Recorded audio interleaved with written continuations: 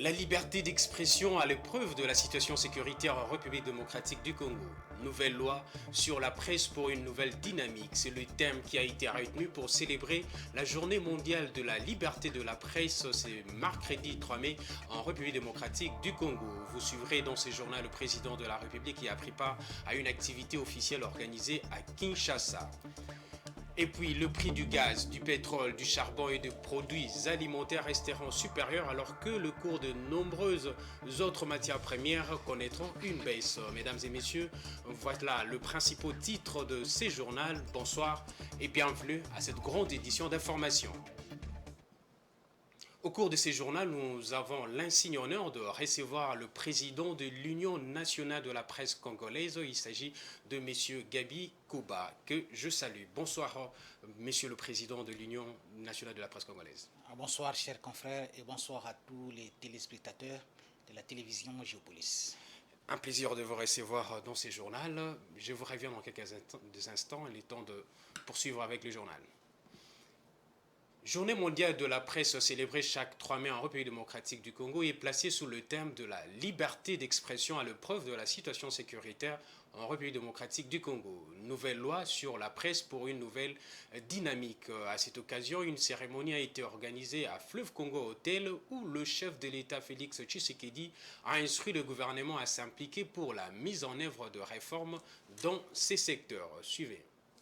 27 ans après la dernière modification, cette nouvelle loi charnière qui régit notre presse vient poser les fondamentaux du retour à la norme de la pratique professionnelle et de la nécessité d'adaptation technologique qu'impose la révolution numérique.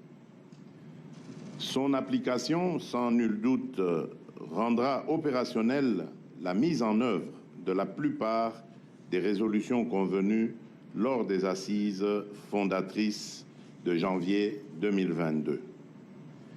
Le processus de modernisation des médias publics étant en cours, j'encourage le gouvernement à redoubler d'efforts pour le mener à son terme.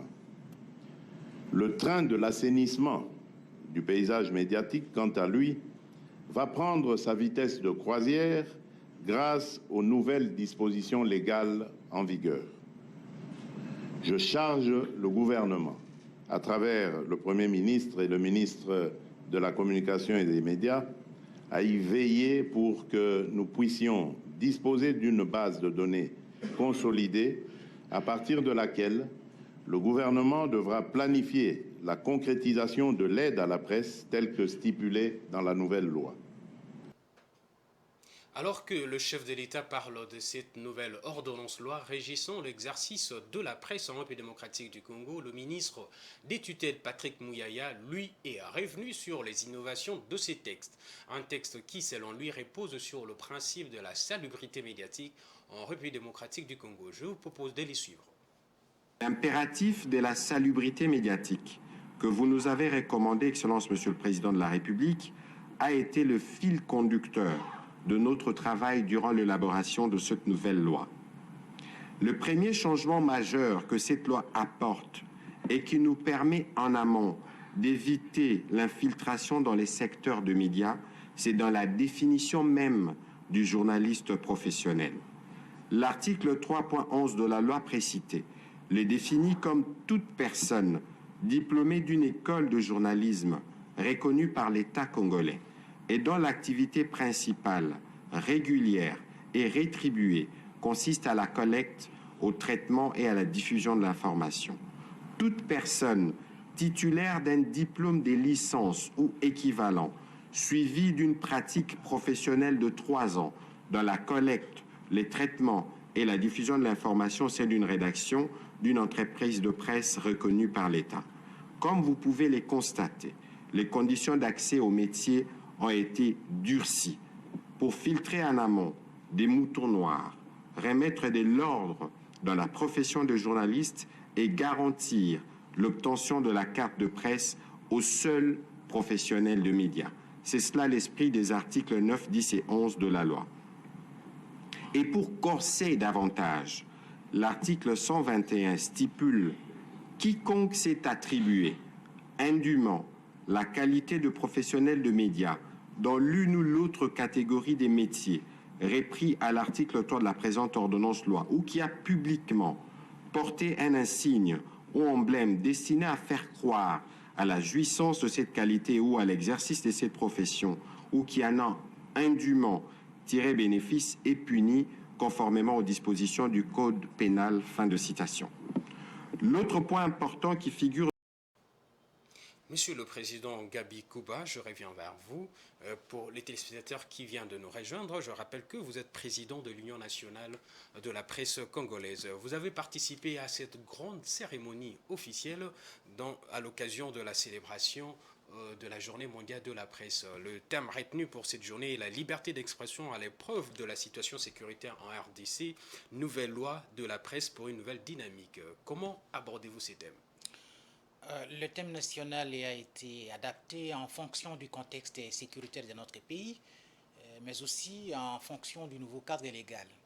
La loi, comme vous l'avez bien dit, vient d'être promulguée. Il s'agit de la modification de la loi de 1996, dont la plupart des dispositions étaient devenues obsolètes. Donc, il était tout à fait normal, lors des États généraux de la communication et médias, qui se sont tenus l'année dernière, que nous puissions revisiter cette loi.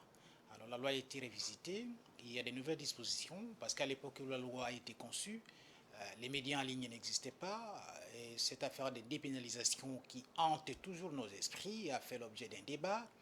Nous avons abordé aussi la question relative à la viabilité économique des médias, mais aussi plusieurs dispositions. Donc le thème est bien choisi, parce que le thème principal qui a été arrêté au niveau mondial et par l'UNESCO, c'est façonner un avenir des droits et la liberté d'expression comme moteur de tous les droits de l'homme. C'était le thème principal. Mais nous, à notre niveau, nous avons jugé qu'au regard du contexte sécuritaire, parce que vous savez que la partie est du pays est sécuée par l'agression, même si nous connaissons des tensions et des guerres à répétition depuis 25 ans, mais depuis la reprise des hostilités par les 1-23, nous avons un sérieux problème. Et rappelez-vous que l'année dernière, la plupart de nos confrères qui opéraient dans les territoires occupés par le Rwanda ont connu de sérieux problèmes.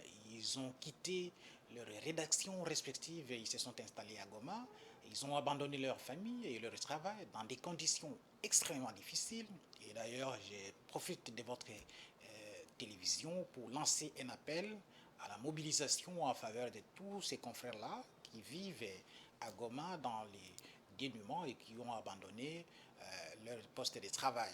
Donc celui qui a peut-être un dictaphone ou bien une caméra, une cassette, donc tout ce qui peut contribuer à notre travail, et qui viennent le déposer au siège de l'Union nationale de la presse du Congo, parce que nous avons invité expressément pour la circonstance un confrère de Goma, qui est basé à Goma, pour faire son témoignage à l'occasion du 30e anniversaire de la Journée internationale de la liberté de la presse qui a été instaurée après la déclaration de Maputo en 1993. Monsieur le Président, il y a le Président de la République qui insiste beaucoup sur l'accompagnement des médias dans la lutte contre l'agression rwandaise. Le Président, comment pensez-vous que les médias peuvent accompagner le gouvernement dans cette... Ah oui, mais vous savez, les médias annoncent la guerre. La guerre est aussi médiatique, il est psychologique. Et le président de la République n'a pas tort. Moi-même, je l'ai souligné dans mon intervention que les médias doivent soutenir la République. Il n'existe pas d'incompatibilité entre la défense de la patrie et l'exercice du journalisme. Et je l'ai clairement dit aux confrères de ne pas prêter les flancs à l'adversaire. À travers votre travail, vous pouvez aussi contribuer à la décadence de notre pays, tout comme vous pouvez contribuer à la construction de notre pays. Et nous avons besoin de la paix. Le journalisme de qualité, vous ne pouvez l'exercer que dans un contexte de sérénité. Et aujourd'hui, la majorité de nos médias connaissent d'énormes problèmes parce qu'il y a une instabilité qui ne permet pas à la République démocratique du Congo d'avoir une économie solide. Donc les journalistes, à travers leur travail, contribuent à la paix. Et l'appel du président de la République est aussi Le mien. Pourquoi?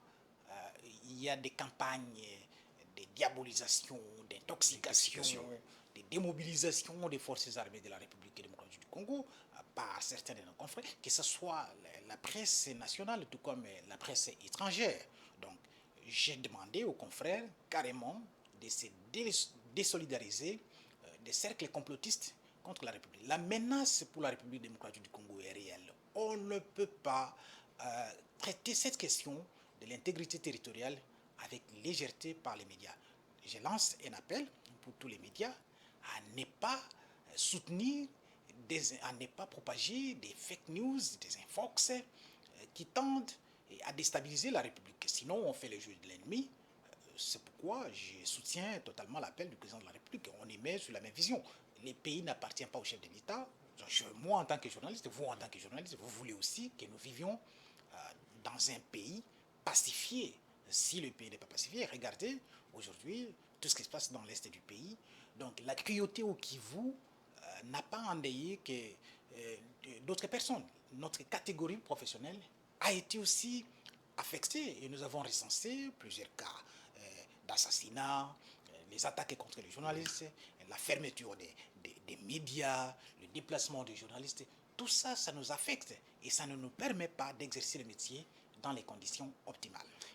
Monsieur Gabi Kouba, il y a aussi cette situation qui dérange un peu dans la partie est du pays. Il y a des journalistes qui sont prises en étau entre l'armée et les M23.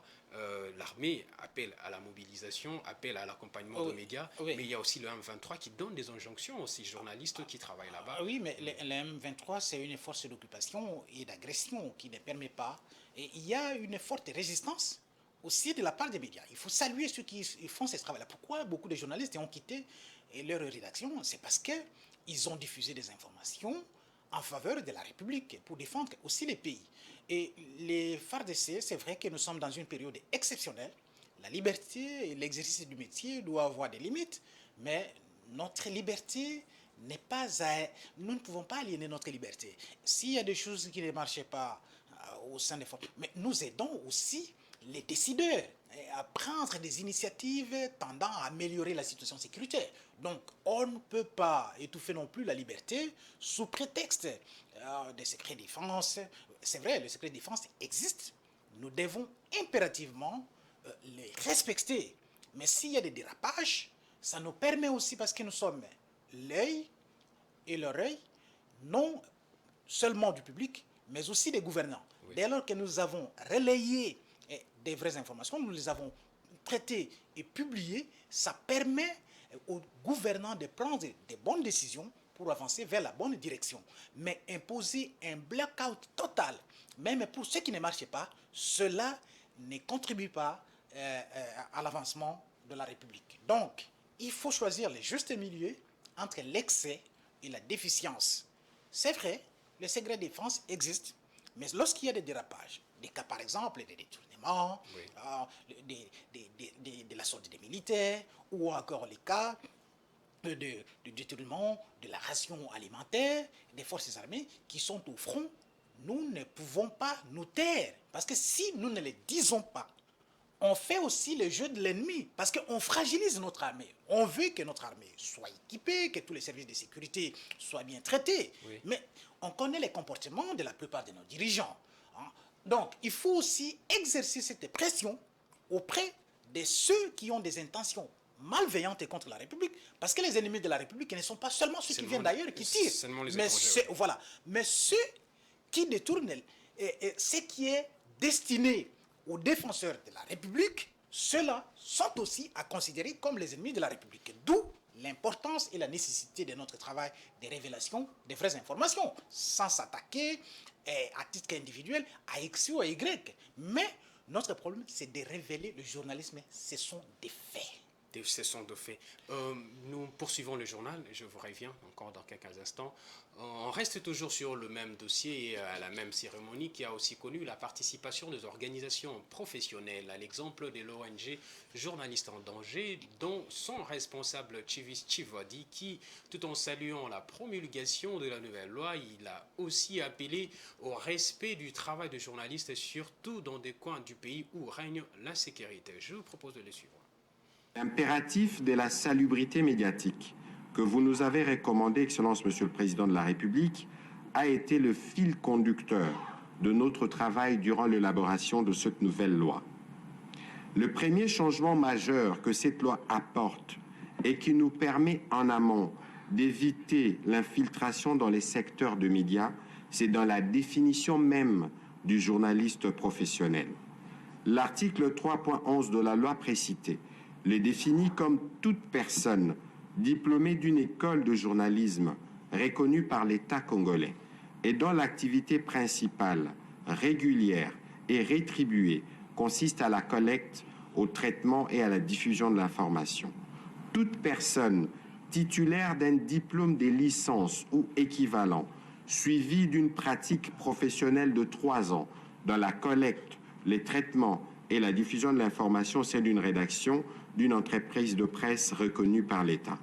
Comme vous pouvez les constater, les conditions d'accès au métier ont été durcies pour filtrer en amont des moutons noirs, remettre de l'ordre dans la profession de journaliste et garantir l'obtention de la carte de presse aux seuls professionnels de médias.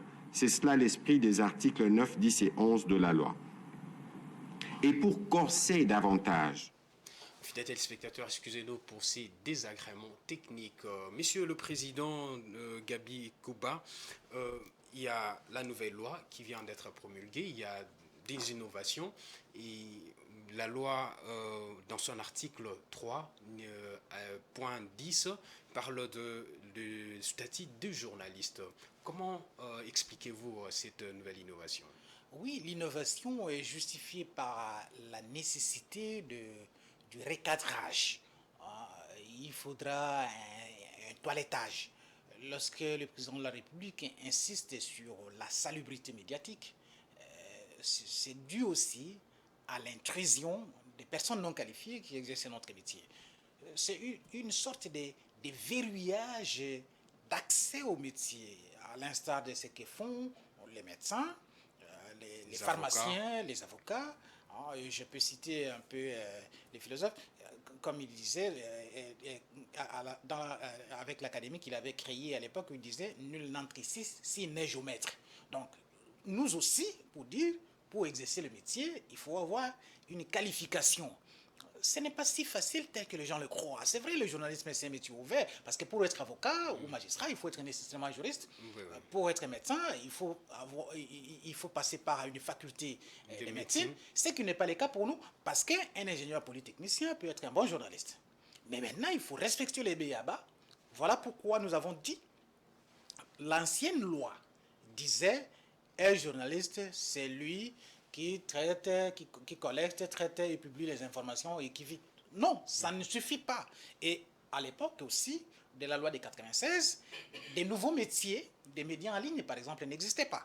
Les diffuseurs de contenus, les créateurs de contenus, de webmasters, les journalistes en ligne lui-même n'existaient pas à cette époque. Il faut adapter la loi par rapport à l'environnement actuel, par rapport aux innovations technologiques. Et moi, ça me satisfait. Pourquoi? Parce que ces verrouillages nous éviteraient aussi l'intrusion de ce que nous appelons tous moutons noirs. Et savez-vous qu'aujourd'hui, ils sont, je l'ai dit dans mon intervention, ils sont adoptés et légitimés par le pouvoir public. Adoptés et légitimés par le pouvoir public. À tel point qu'ils ont pignon sur rue, ils ont plus de célébrité et ils étouffent les vrais professionnels des médias. Et dans l'opinion aussi, le public s'est accommodé à ce style que moi, je qualifie de nouveaux variants du journalisme congolais, qui ne répond pas aux normes, qui ne répond pas aux exigences du métier, Mais les gens ont adopté ces journalistes, ces pseudo-journalistes que nous appelons des confrères. Malheureusement, entre nous aussi, on partage les mêmes plateaux. Parce que pour qu'un médecin appelle un autre confrère, cela veut dire qu'ils ont le même profil. Mais qu'est-ce qui explique que vous partagiez votre plateau, vos rédactions, avec ceux qui n'ont pas le même profil que vous? Et parfois, nous avons l'intention de les imiter, peut-être qu'à cause des avantages matériels, parce qu'aujourd'hui, beaucoup d'entre eux sont devenus des patrons, et ils nous engagent, parfois ils nous instrumentalisent, à tel point que vous pouvez vous poser la question aujourd'hui, entre vous qui êtes professionnel, et celui qui vous emploie, entre guillemets, parce que la majorité de nos médias n'ont pas de contrat de travail avec les journalistes, c'est l'une des conditions qui a été traitée, c'est l'une des questions qui a été traitée aux États généraux de la communication et médias. Voilà, cette disposition nous arrange. C'est une sorte de sécurité au sein de la profession. Mais ça ne suffit toujours pas, parce qu'au niveau de l'Union aussi, nous devons le reconnaître.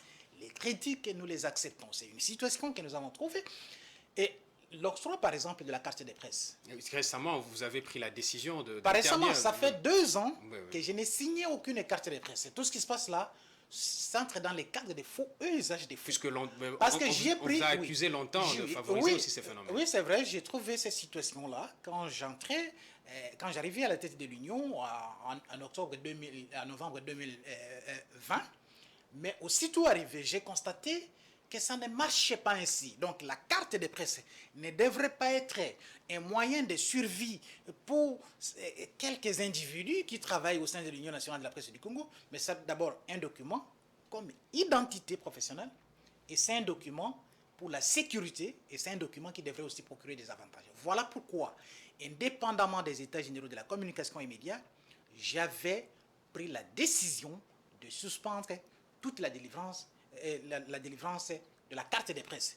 Et nous ne pouvons reprendre la délivrance de la carte de presse qu'à l'issue du congrès extraordinaire de l'Union nationale de la presse du Congo qui va déterminer le nouveau critérium de l'octroi de la carte. Nous avons déjà tenu la réunion du bureau exécutif. Nous avons saisi certains bailleurs de fonds, dont Internews, pour nous accompagner. Donc, dans quelques jours, nous allons convoquer les comités scientifiques qui vont travailler sur des réformes que nous voulons apporter à l'Union nationale de la presse du Congo.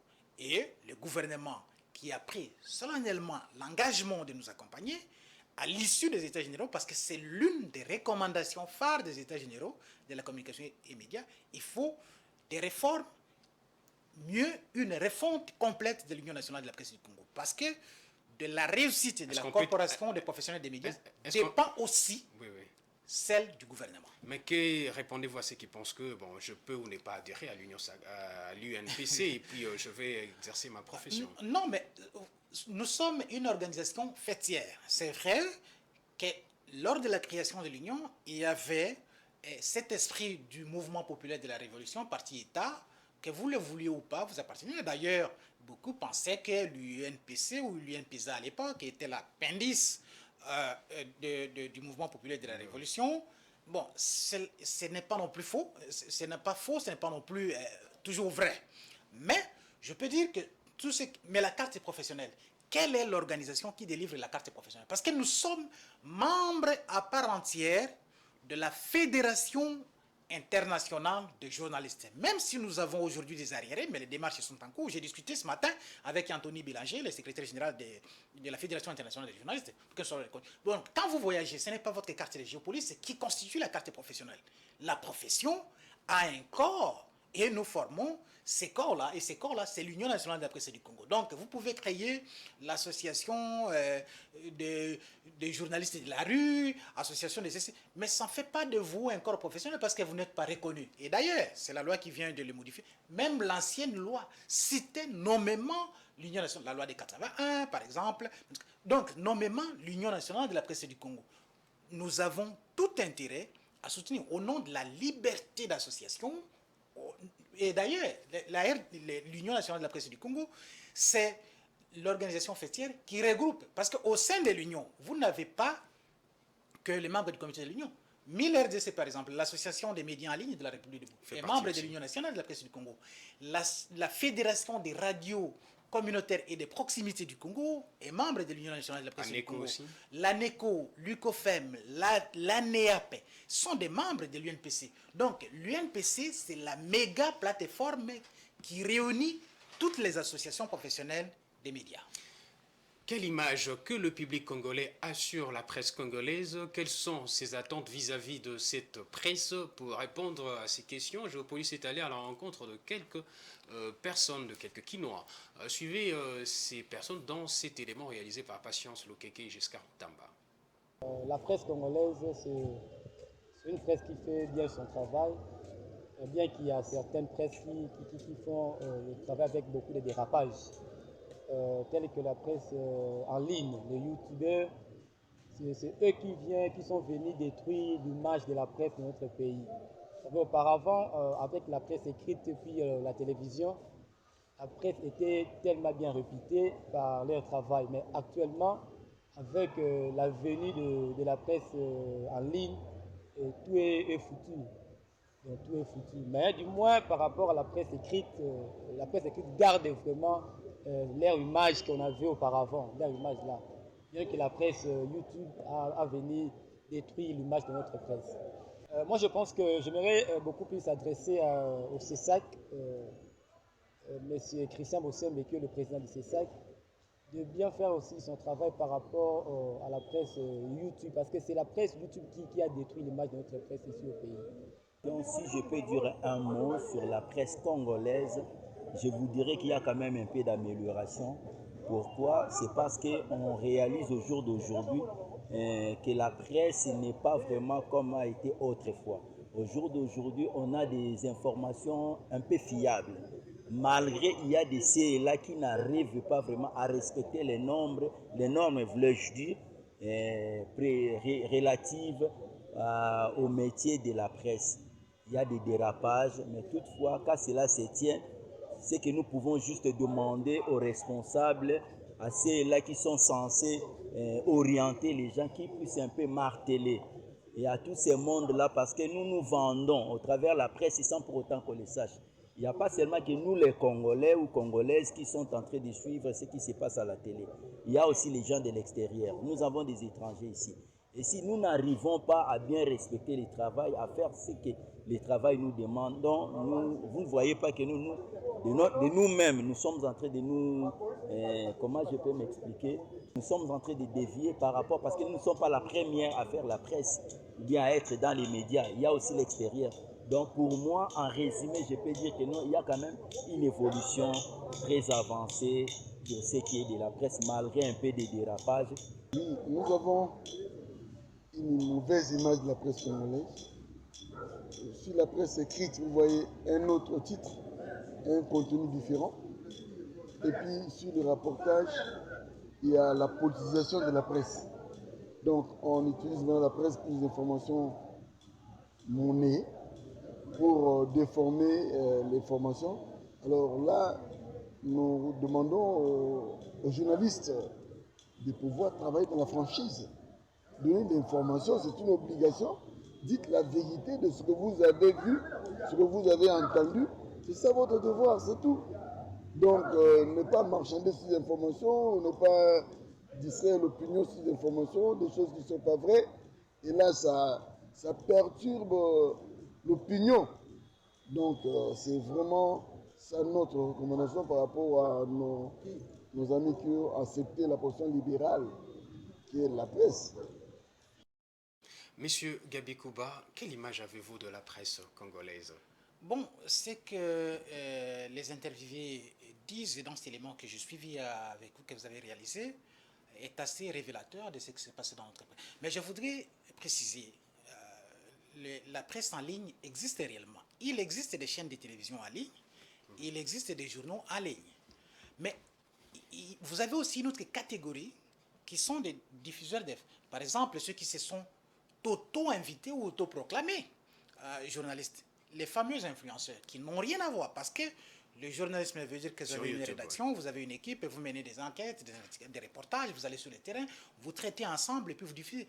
Mais les fameux influenceurs, chacun avec son téléphone, avec sa connexion Internet et partout où il est, au nom de la liberté, il peut diffuser tout ce qu'il veut. Ça ne fait pas de lui journaliste. Et il faut faire la part des choses. Géopolis, par exemple, c'est un média, mais vous avez une rédaction en ligne. Moi, le journal, par exemple, Géopolis, parfois, je n'achète pas le journal papier. Merci beaucoup parce que vous venez souvent nous le déposer au siège de l'Union, mais je le lis souvent en ligne. Ça, c'est une rédaction. Mais les fameux influenceurs, quelqu'un qui diffuse n'importe quel contenu. Mais c'est parce que le métier d'informer, à l'époque, était exclusivement réservé aux journalistes et qu'aujourd'hui, n'importe quel citoyen, s'il y a un fait qui se déroule dans tel ou tel coin du monde, dans tel ou tel coin de la ville ou du pays, chacun avec son téléphone peut poster, peut dire, peut informer au public. Et parfois, ils y sont en avance parce que nos journalistes, on n'est toujours pas présents partout sur les lieux des événements. Il faut traiter. Parfois, nous pouvons... Mais la différence avec ces gens-là, notre travail, c'est de vérifier l'information. On vous dit que dans tel coin du pays, dans tel coin de la République ou dans tel coin de la ville, il y a eu un incendie. Les youtubeurs, lui, vont vous dire, bon, l'incendie s'est déclaré dans tel ou tel quartier de la ville, voilà, regardez. Et eux, ils sont dans les shows. Brut, oui. Dans les shows, le brut. Or, nous, ça veut dire quoi? Quand quelqu'un, vous avez par exemple vu une femme qui a été brûlée, est-ce qu'il faut exposer sa nudité? C'est ça le travail du traitement de l'information par le journaliste professionnel que nous sommes. Ah, on peut se poser la question, qu'est-ce qui est à la base de cet incendie? Est-ce que c'est un court-circuit? Est-ce que c'est une mauvaise manipulation? C'est ça le travail. Au-delà du visible, au-delà du disciple, le journaliste va au-delà. C'est ce qui n'est pas fait par les youtubeurs. Eux, ce sont le nombre de vues. Et surtout qu'en ligne, on paie, vous avez des followers, 10 000, 15 000, 30 000. Ce qui compte. Oui. Ce qui n'est pas le cas. C'est peut-être une course rapide vers le lucre.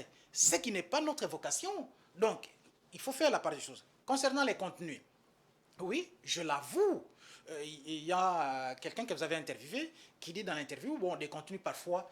Un autre titre.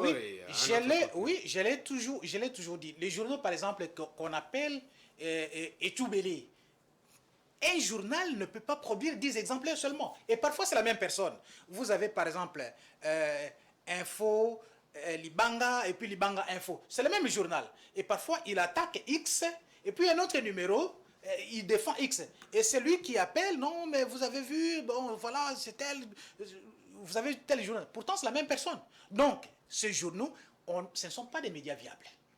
C'est vrai qu'ils ont la forme de journal. Voilà. Nous tous, même nous-mêmes, qui faisons ce travail-là, je ne dis pas qu'il n'y a que des moutons noirs qui les font. Même ceux qui sont passés par les académies de journalisme, comme vous et moi, font aussi pour l'une ou l'autre raison, et surtout pour des raisons de survie. Monsieur Gabi Kouba, l'ONG Reporters sans frontières vient de publier son classement, son dernier rapport sur la liberté de la presse. Et la RDC est classée 124e pays. Elle a donc gagné une place. En 2019, elle occupait la 154e place. Oui. Donc il y a des avancées. Christophe Deloire, que je suivis ce matin, mais aussi j'ai vu ces rapports. Oui, la RDC a gagné une place. Nous ne sommes pas les derniers non plus. C'est vrai que sur les 180, lorsque nous occupons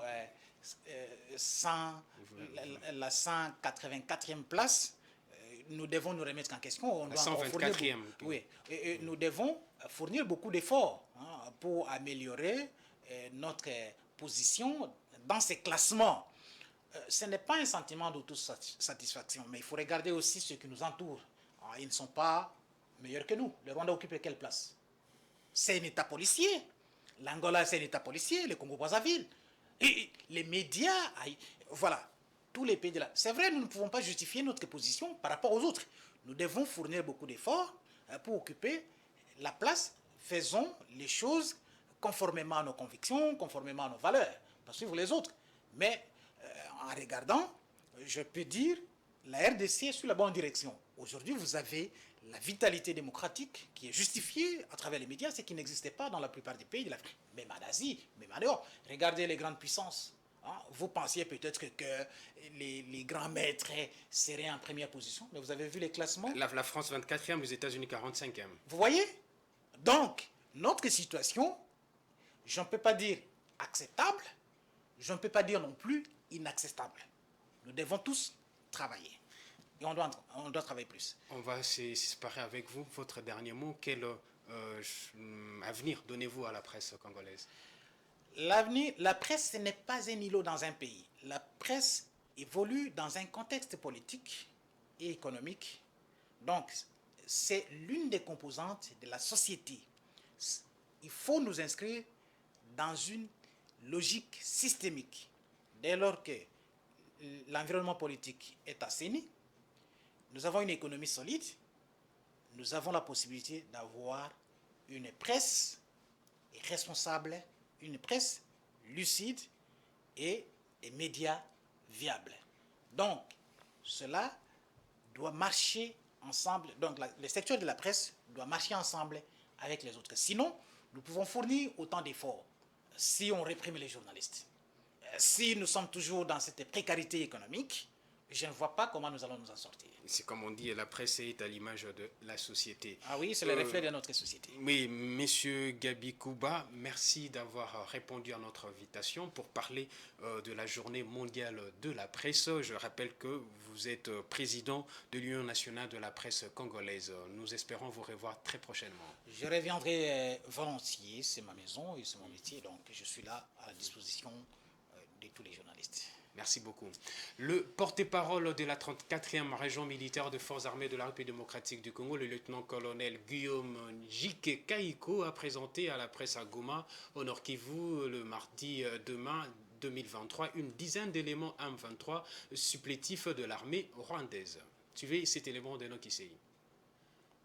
Recevant récemment le gouverneur du Haut-Katanga, Jacques Kabula Katwe, le vice-premier ministre et ministre de l'économie nationale, Vital Kamerhe, avait promis son implication personnelle pour une solution à la rareté des maïs observée dans le Grand Katanga, une province à vocation minière certes, mais qui dispose également des potentialités agricoles. Après avoir reçu le quitus du chef du gouvernement, Jean-Michel Sama Lukonde, une forte délégation des membres du gouvernement congolais est depuis le 1er mai dernier en mission économique officielle en Afrique du Sud, puis en Zambie. La délégation est conduite par le VPM de l'économie, Vital Kamerhe. L'objectif de cette mission est de s'imprégner des réalités de ces pays, question de résoudre la situation de pénurie de la farine de maïs dans les espaces Grand Katanga et Grand Kasaï, indique un ordre de mission daté du 28 avril 2023, signé par le Premier ministre Sama Lukonde Kyenge. Arrivé à Pretoria, capitale de la République fédérale sud-africaine, le VPM Vital Kamerhe a visité quelques sociétés productrices de la farine de maïs avant de lancer un appel aux investisseurs du pays de Nelson Mandela pour des investissements massifs dans le secteur agricole. Avec l'aide de l'ambassadeur de la RDC dans la nation Arc-en-Ciel, Moula Jabinene, un protocole d'accord a été signé avec des investisseurs sud-africains pour une coopération accrue.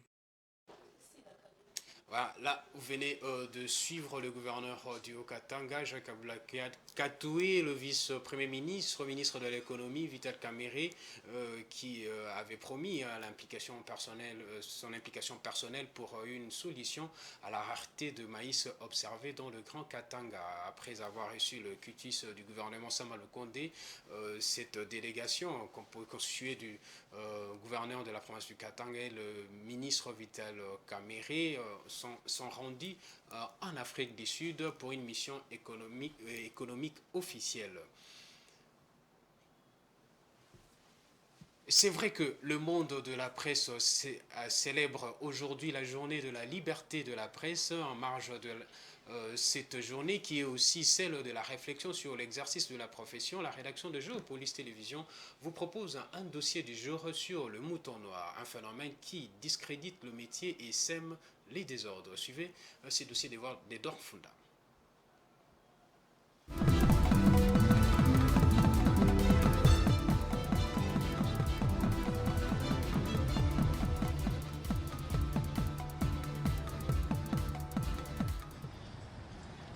La nouveauté dans les secteurs de médias, que cela soit au niveau des techniques, des technologies, voire de pratiques même, a impacté le cœur du journalisme au point qu'il soit indiqué de faire le point sur l'exercice du noble métier d'informer. Donne la matière aux scientifiques, vernissage de l'ouvrage. C'est le cas du phénomène dit mouton noir qui a envahi la presse au point de vouloir s'imposer comme une nouvelle pratique aux grandes dames de curistes qui y voient une contamination du métier par des imposteurs. C'est un peu malheureux que nous puissions donner ce concept-là à ce que nous considérons comme des gens qui envahissent la profession de journaliste et qui n'ont pas de formation. D'abord, de quoi parle-t-on quand on évoque ces concepts? De manière générale, le mouton noir est une métaphore désignant une personne considérée comme marginale dans un groupe. Cette expression tire son origine du contraste entre la proportion de moutons blancs et de moutons noirs dans le troupeau d'ovins. Le terme est parfois utilisé en lieu et place de brebis galeuse. La brebis galeuse est un animal malade porteur au nom de la gale que l'on tenait à l'écart du troupeau afin d'éviter tout risque de contamination. L'expression désigne en fait une personne dont les opinions et les comportements sont jugés déviants et qui sont tenus à l'écart de la communauté. Je crois que le mot mouton noir a été inventé, a été créé pour pouvoir décrire une réalité. C'est qu'il y a des personnes qui n'ont pas qualité mais qui se retrouvent dans les milieux journalistiques particulièrement, parce que c'est de ça que nous parlons. Ils n'ont pas qualité, ça veut dire que c'est des personnes qui n'ont pas la formation requise, qui n'ont pas non plus suivi toute la procédure pour accéder à ce champ. Parce que le journalisme, c'est quand même un champ, c'est-à-dire qu'il y a beaucoup de gens à l'intérieur. Et des gens non qualifiés sont arrivés dans ce champ. C'est ainsi qu'on les appelle les moutons noirs. Les professionnels des médias ont noté que lorsqu'il y a des manifestations publiques, notamment des conférences de presse, il y avait des journalistes qui se présentaient sous cette étiquette, mais qui n'appartenaient à aucune rédaction, ou du moins n'étaient pas connus comme journalistes professionnels. On les appelait des témétémes. Qu'est-ce qu'ils faisaient? Face à cette invasion, l'impuissance du pouvoir public, malgré la criminalisation de fake news, l'impuissance des organes de régulation dans lesquels ces nouveaux chevaliers ne se reconnaissent même pas, l'impuissance du public qui ne sait à quelle source se fier pour une bonne information. Au regard de la propension de cette nouvelle pratique, où l'audimat est désormais remplacé par le buzz, qui est finalement mouton noir. Tout semble porter le professionnel de médias à devenir anormal, tant il est devenu rare face à celui qui a tout pris pour lui et qui a curieusement du succès sans respecter les règles de l'éthique et de la déontologie. Le moment est crucial pour la presse qui doit se réinventer si elle veut survivre à cette attaque de mouton noir. Place à présent à la page internationale.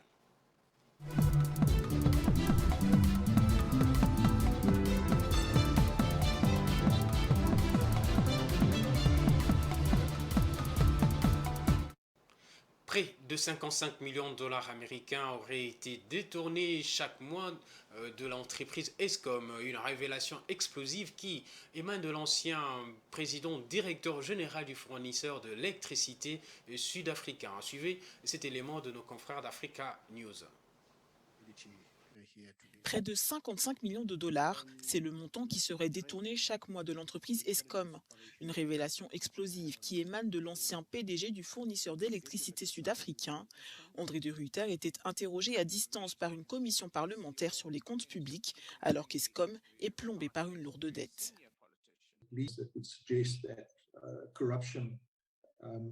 Cela pourrait suggérer que la corruption a un impact sur le délestage et que la corruption dans la chaîne d'approvisionnement en charbon, en particulier, a joué un rôle dans l'effondrement de la conduite à Kusile et la perte de 2000 MW à la suite de l'annonce de l'inopérabilité de ces 3 unités.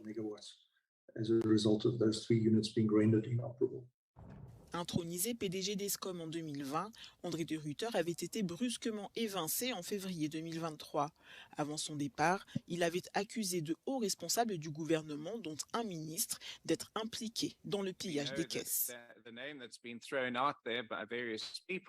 Nous savons que le nom qui a été cité par plusieurs personnes comme pouvant être le responsable est celui de l'ancien vice-président. Et nous aurions donc affaire à une personne ayant beaucoup d'influence sur la possibilité de retarder même le développement d'une mine de charbon. Depuis des mois, les 60 millions de Sud-Africains sont privés de courant jusqu'à 12 heures par jour. La première puissance industrielle du continent est incapable de tirer suffisamment d'électricité des centrales vétustes et mal entretenues d'Eskom. La situation pourrait empirer avec l'arrivée de l'hiver austral et une augmentation de la demande. Comme annoncé dans les sommaires de ces journaux, le cours de la plupart de matières premières devrait connaître de baisses marquées cette année dans un contexte de croissance économique atone à l'échelle mondiale. Mais le prix du gaz, du pétrole, du charbon et de produits alimentaires resteront supérieurs à leur niveau moyen observé sur la période 2015-2019. Suivez Edouard Funda. À quelques rares exceptions près, les prix des produits énergétiques, des engrais, des métaux et des matières premières agricoles devraient reculer en 2023 et rester pratiquement stables en 2024, a estimé la Banque mondiale dans son rapport Commodity Market Outlook publié le 27 avril. Le rapport précise que le cours mondial de l'ensemble des matières premières devrait globalement refluer de 21% en 2023 par rapport à l'année écoulée, ce qui représente la plus forte baisse depuis la pandémie du coronavirus. Les prix de l'énergie devraient chuter de 26% cette année. Le cours du pétrole brut devrait s'établir en moyenne à $84 le baril cette année, soit une baisse de 16% par rapport à la moyenne de 2022, avant d'augmenter de 2,4% en 2024. En dépit de cette baisse, les prix de l'or noir resteront plus élevés que leur niveau moyen sur la période de 2015-2019, en l'occurrence $57 le baril. En Europe et aux États-Unis, les prix du gaz naturel devraient être divisés par 2 entre 2022 et 2023, en raison notamment du recul de la demande dans ces deux régions qui comptent le plus sur les énergies renouvelables pour la production de l'électricité. Ces prix resteront cependant presque 3 fois plus élevés que leur niveau moyen observé entre 2015 et 2019. Les prix moyens du charbon devraient quant à eux passer de $350 tonne métrique en 2022 et $200 tonne métrique en 2023, puis $155 tonne métrique en 2024, en raison notamment de la chute de la demande de ces combustibles fossiles polluants dans un contexte de baisse des cours du gaz naturel et hausse des prix du charbon en Europe. Les cours du charbon demeureront néanmoins largement supérieurs à leur niveau moyen enregistré durant les 5 années ayant précédé de la pandémie du coronavirus.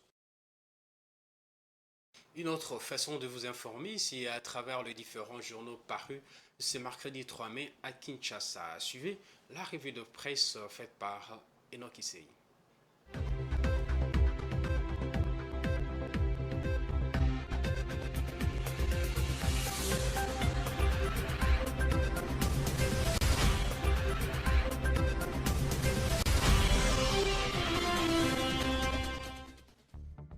Madame, Monsieur, bienvenue à cette revue de presse des journaux Paris ce mercredi 3 mai 2023 dans la ville de Kinshasa. La journée mondiale de la liberté de la presse, la surfacturation de l'occupation des stades de martyrs par l'Union sacrée de la nation, ainsi que l'interdiction du trafic commercial de véhicules congolais au Rwanda ont été à la vitrine des journaux Paris ce matin. Commençons par ces titres de Géopolis Hebdo qui écrit « Journée mondiale de la liberté de la presse, Félix Tshisekedi réaffirme son attachement aux médias libres ». Cette année 2023, la journée est placée sous les thèmes au niveau national, la liberté d'expression à l'épreuve de la situation sécuritaire en République démocratique du Congo, nouvelle loi sur la presse pour une nouvelle dynamique. Cette loi portée par le ministre de la Communication et Médias Patrick Mouyaya, sur qui un accent particulier est mis pour la célébration de cette journée, vient remplacer celle de 1996 promulguée pendant l'époque moboutienne. Aux auteurs de cet article de préciser que cette loi a aussi l'avantage de resserrer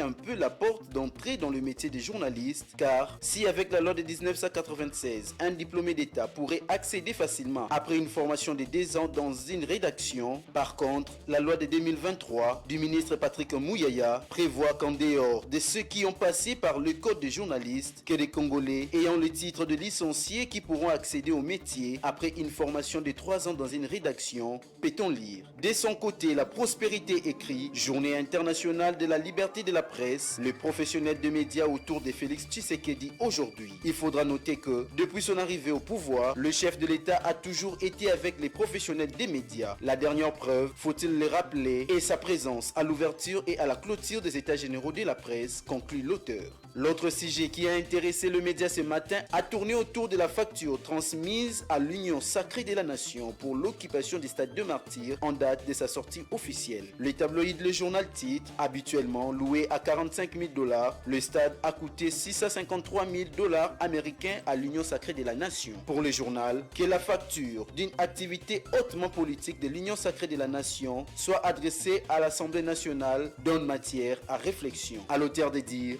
une procédure qui semble marcher à l'encontre de voies légalement établies pour attirer l'attention de l'IGF qui devra s'y intéresser pour tirer au clair les dessous des cartes de cette opération. Surtout que la facture est trop salée pour des raisons faciles à deviner. Imaginez que la location du stade de Martyrs est de 17 000 $ pour les confessions religieuses et peut atteindre 45 000 $ jusqu'à 52 000 $ pour les concerts publics. Comment justifier que, pour la sortie d'une plateforme politique, présidentielle soit-elle, l'on multiplie les montants à la location du stade par 10, il y a de quoi s'inquiéter. Terminons cette revue de presse par cette information que révèle le groupe de presse L'Avenir qui écrit « Pression sur Kinshasa, Kagame bloque le véhicule congolais au Rwanda. Les autorités rwandaises ont décidé de l'interdiction pour les camions de la RDC de passer encore au Rwanda pour les transports des marchandises venant de l'extérieur du Rwanda. Pourtant, ces transits sur le sol rwandais renflouaient les douanes du pays des 1000 collins. Avec 5 voisins, dans sa partie orientale, la République démocratique du Congo peut se tourner vers ses autres voisins, même avec peine, mais le Rwanda, pays enclavé, se tire lui-même la balle au pied, surtout que Kinshasa représente un très grand marché, écrit le journal. Vous étiez nombreux à suivre cette revue de presse. Bonsoir chez vous. Et ce journal touche à sa fin, place au rappel de titres. La liberté d'expression à l'épreuve de la situation sécuritaire en République démocratique du Congo. Nouvelle loi sur la presse pour une nouvelle dynamique. C'est le terme qui a été retenu pour célébrer la journée mondiale de la liberté de la presse ce mercredi 3 mai en République démocratique du Congo. Vous avez suivi le président de la République qui a pris part à cette activité officielle organisée à Kinshasa. Et puis le prix du gaz, du pétrole, du charbon et de produits alimentaires resteront supérieurs alors que le cours de nombreuses matières premières connaîtront une baisse. Mesdames et messieurs, voilà les différents titres qui ont été abordés dans ce journal. Merci pour votre aimable attention. Restez branchés sur le programme de Géopolis Télévision et à la prochaine.